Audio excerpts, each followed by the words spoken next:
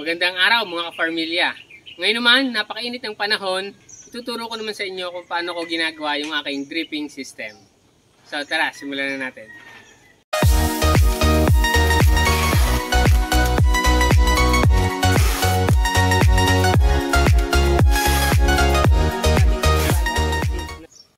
So ang ating mga kakailanganin ay ang ating syempre pet bottles, pambutas. Pwedeng hindi soldering iron ang gamitin nyo, basta yung kaya nyong butasin yung puwet nitong ating pet bottles. Ito. Tapos, tissue paper at yung mga takip ng canister. So, ayun. Umpisahan na natin. Bubutasan natin yung puwet ng ating pet bottles. Gaya na sinabi ko kanina, pwedeng gamitin yung kutsilyo o kung anong available sa inyo, basta mabutasan nyo lang. Ang butas, maliit lang ng konti dun sa butas niya sa bibig.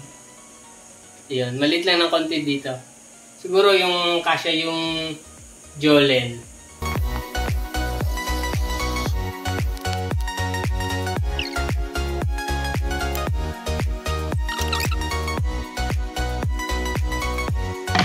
Yun, natapos na nating butasan.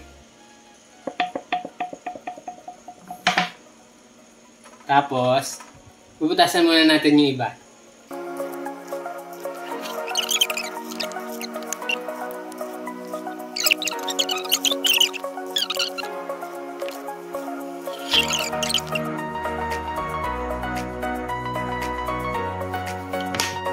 Pagkatapos nating butasan, ganito natin siya i-set up. Kukuha ka lang ng tissue paper.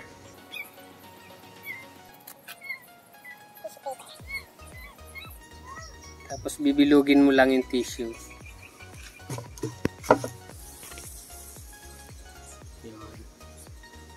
Tapos ilalagay mo lang siya dyan.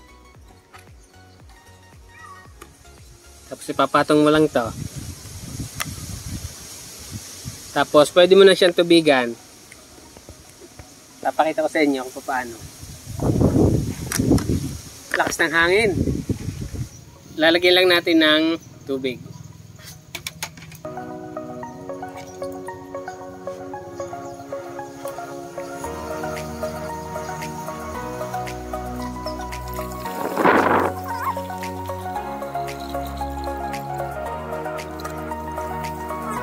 So yun, lagyan ko na, pinuno ko siya ng nakabaliktad para mas madali. Dito ko na lang pinadaan yung tubig. Tapos yung ating tissue. Tapos itataob lang natin siya.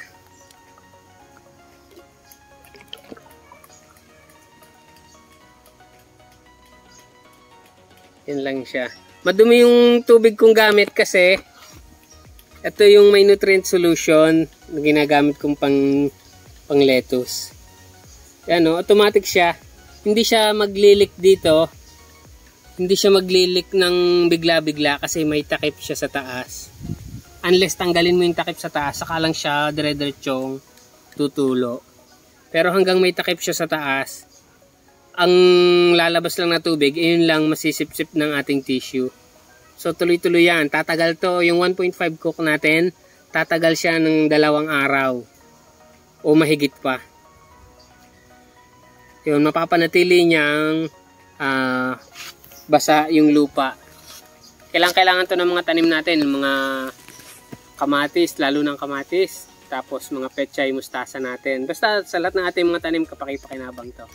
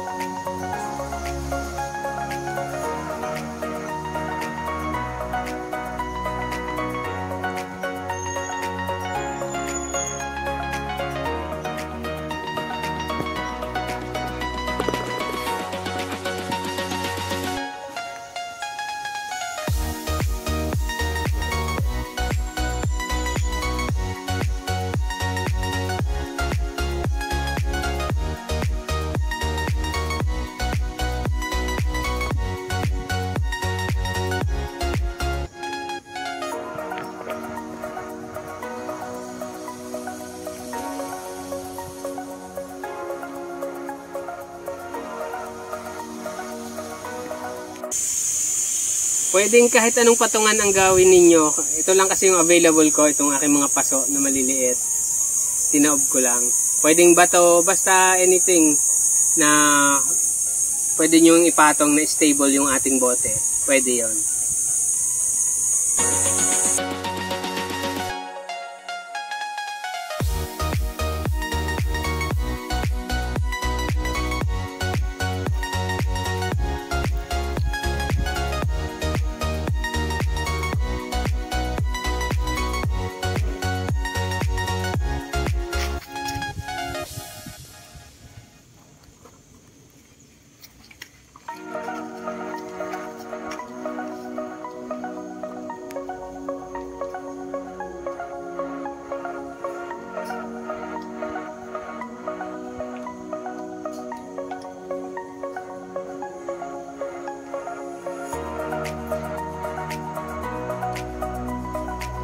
Natapos na naman tayo sa isa na naman nating video. Kung meron kayong comments or suggestions, pwede kayong mag-iwan ng message sa baba. At kung meron kayong natutunan, huwag nating kalimutang mag-iwan ng like at subscribe sa ating channel. Salamat!